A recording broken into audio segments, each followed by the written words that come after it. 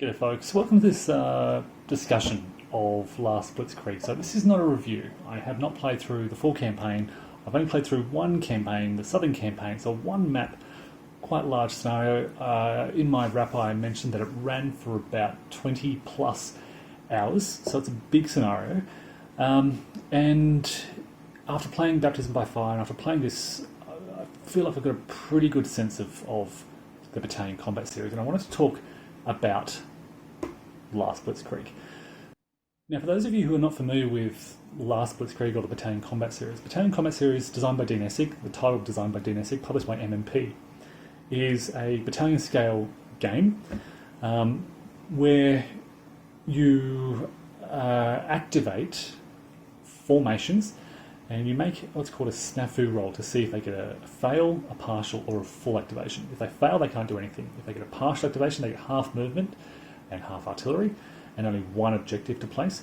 If they get a full activation, they get full movement, full artillery, and they can place 2 objectives. And these objectives are the areas within which they can engage in combat. Units have 2 sides. They have typically a movement side and a deployed side. I've spoken about this in the past, and I don't want to go into too much detail on sort of the nature of the rules, but check out my Baptism by Fire sort of learning diary and the review of Baptism by Fire, where I talk about this in more detail. So the last Blitzkrieg uses this system with the setting of the Battle of the Bulge.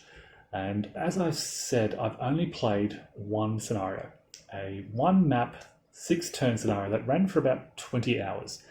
As you play, and I talk about this in the scenario report and wrap, an average formation activation is about 15 minutes long. Sometimes they're very quick. If a unit is fatigued and fails their snafu, it's over in a matter of 30 seconds. At other times, when you've got big formations and they're navigating careful routes through wooded terrain along a track to get somewhere important and they're engaging in battle at the end, it can go for 20, 25 minutes. If they get a second activation, it can be quite long. There's a lot to plan. This is the kind of game where you'll have your formations sort of activation counters lined up, and these are your options. I can activate the 116th Panzer, Panzerlehr, 2nd Panzer Division. Which one do I do? So you want to think about priorities. Is there a formation that needs to grab a vital road before the Americans do? All right, I'll activate them. How are they going to get to that vital road? First of all, you make an activation roll. Cross your fingers and hope for the best. Regardless of what they get, can you reach your objective? How can they get there? What road networks are they using? What's the movement cost to move along that road? And once they get there, how are they going to hold this position? Are there any forces in the way that they need to get out of the way? So yeah, all the while you need to keep that formation together in what's called a blob on the map. They can't mix. You don't want to mix them with other formations because then they suffer mixed formation and coordination issues, plus possible crossing of supply streams. So yeah, you're focusing on moving typically battalions within a division level formation. This feels like a completely different game compared to Baptism by Fire. So I played Baptism by Fire earlier this month, and I played through 2 big scenarios, and again they're quite big. And then I moved into this and ran straight to this southern campaign 1-map scenario. The rules are the same. The game-specific rules are pretty minor and easy to grasp, easy to forget as well. But because it's a completely different battle situation environment, the game plays out so differently, and it has a completely different feeling about it. And when you're activating a formation, you have, in last Blitzkrieg, many more decision points to make and options available compared to Baptism by Fire. I mentioned in my review of Baptism by Fire that it felt a bit linear, that you have to follow that main road. You have to go through Kasserine Pass, and then you either go left or right. Whenever you activate a formation here, it's like, well, what do I do? There are so many options. And because there are so many formations, German formations in particular driving west, you need to plan carefully. Okay. So when I played Baptism by Fire, I didn't plan carefully. I just drove along those roads. There were mixed formations and chaos and cross streams. The Germans in last Blitzkrieg, they need to drive hard and fast. They need to get west as quick as possible, and they need to keep these clear roads for their supplies. I think in the first turn or two, it's almost inevitable that they'll become sort of mixed and suffer some coordination issues. But beyond there, you are thinking about how can I move my headquarters forward to facilitate a clear supply path. For those not familiar with the Battalion Combat Series, you don't manually push supplies along like you do in OCS. It is abstracted such that you have a combat train which you draw supplies from, and how effective that link is reflected by your snafu or activation roll. I've spoken about this elsewhere a couple of times, but it becomes very important in last Blitzkrieg, in that German drive west, to keep those supply lines clear, to really increase their chances of getting a good snafu roll, a good activation, both for their unit and for every other unit they're with. So you're thinking about what where is this formation's area of activity going to be? What is their blob? Where is their supply line? How are they moving forward? Now, a lot of people may not like that. This is not the kind of game where you can just go, okay, I want to attack the 4th Infantry Division. Let's pick up these guys, move them down, and roll some dice.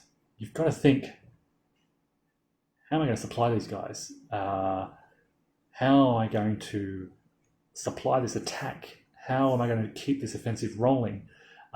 If I move forward with this 212th Volksgrenadier, will that 212th be at risk of a counterattack anywhere? Is my headquarters safe? Is it in a safe position to give so many factors that then enable you to say, okay, I can do all these things, it's safe, it's good, let's move our infantry forward to attack. And I love that about this system. You're not just moving units forward and attacking, you're thinking about everything behind the lines, and it's abstracted in a very nice, clear way via a simple snafu die roll. You roll 2 dice, add these modifiers across streams and so forth. But they're important factors. You want the best modifiers for your snafu roll. As units become exhausted and fatigued, it becomes even more difficult. So by turn 6, there were a lot of failed activations. A lot of units just aren't doing anything. They're at fatigue 4, they don't get a secondary activation, so they're pretty much done if they fail, which is increasingly likely because of their high fatigue and that -4 modifier to their snafu roll. So yeah, coming back to that point, last Blitzkrieg feels like a completely different game, completely different mindset, completely different decision paths and options.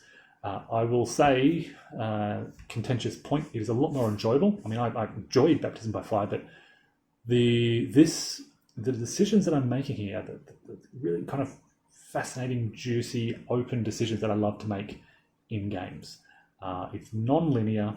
It feels like there are roads open in front of me and I get to choose what roads I want to take. When you activate the 5th Volksgrenadier, they can go north to Hofflays, they can go west to Bastogne, they can go southwest to Martelange, I think it's called, south to hit the 4th Division. It's open, and you know, whatever path you take, you then think about the practicalities of supply and all these things that I've sort of mentioned. But they are really nice, interesting decisions, and you're studying primary road networks and secondary road networks and these tracks. You're looking at bridges across rivers. You're looking at these cross supply lines, all these kind of things, and it's fairly easy to see all those things, to glance across the map and identify risks and limitations. And sometimes you miss risks, as I learnt with the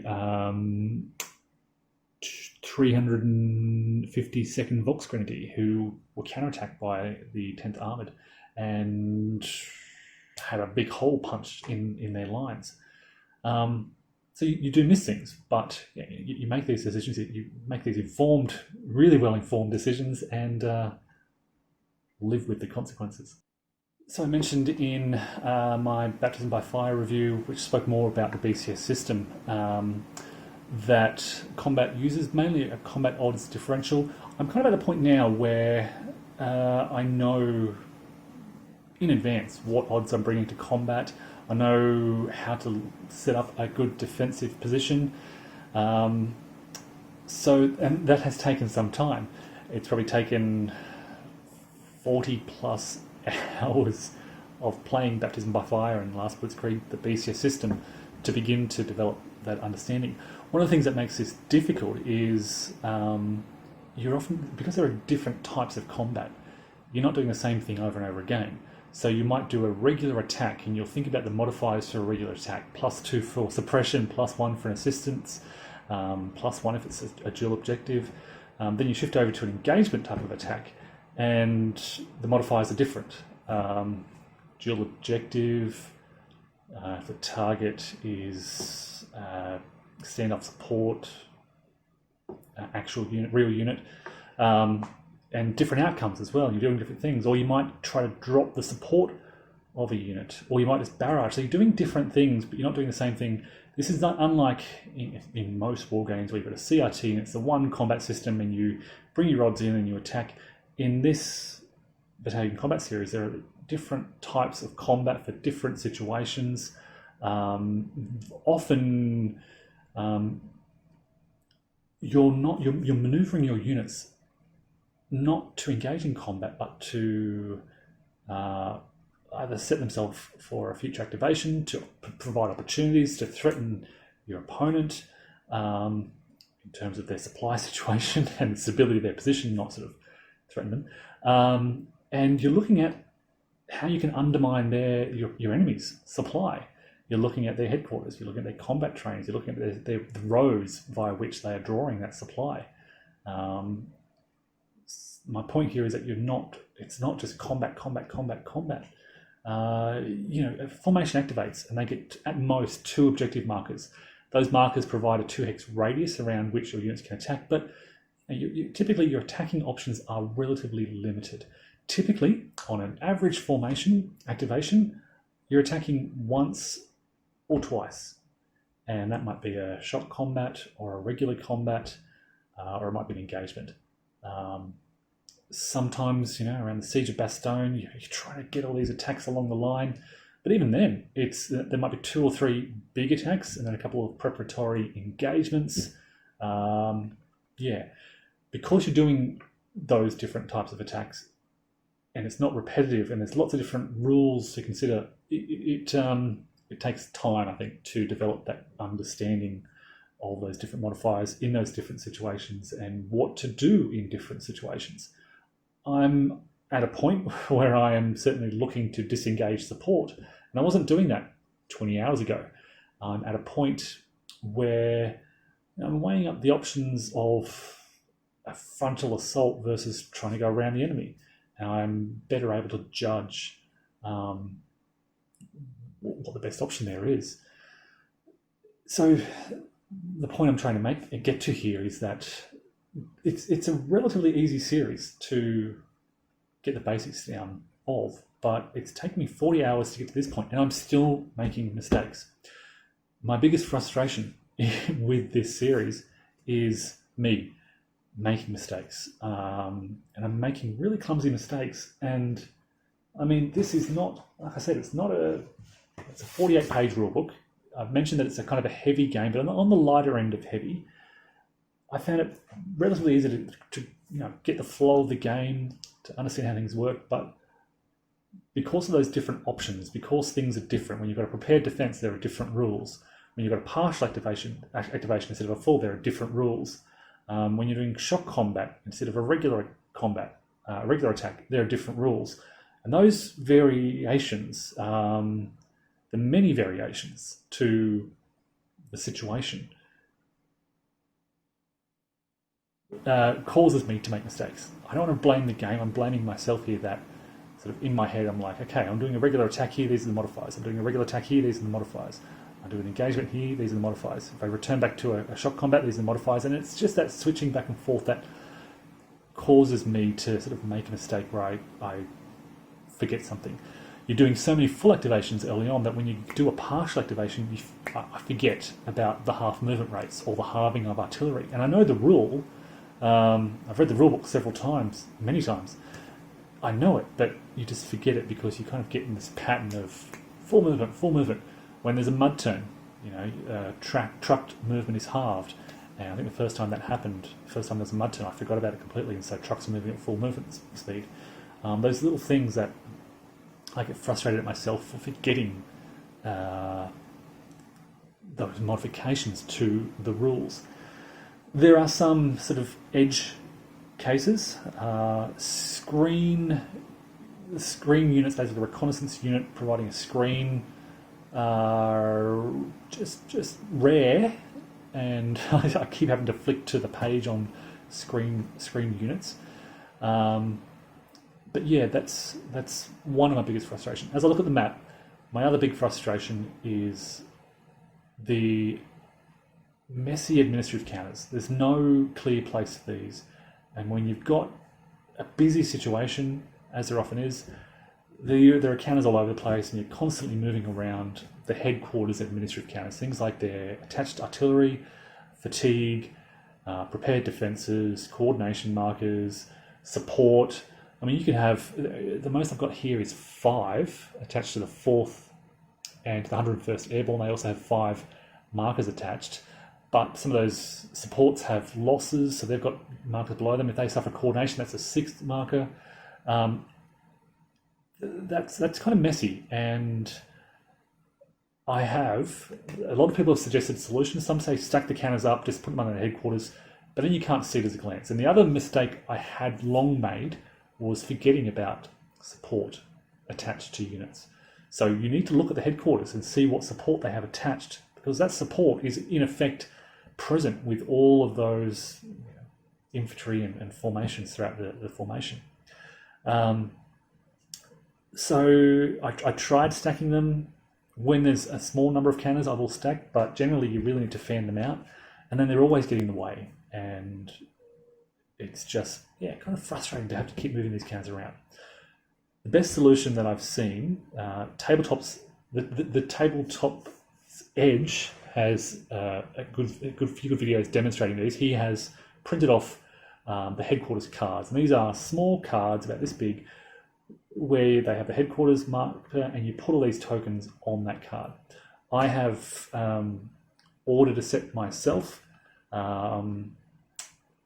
The files are available on the Consim World forums and on the MMP website. Go to the gamers and then last Blitzkrieg. I think they're called headquarters cards. I really need those because I'm finding it frustrating. The counters are getting in the way. They're covering roads, they're covering terrain, they're covering units. Sometimes you've got to kind of weave away for these administrative counters.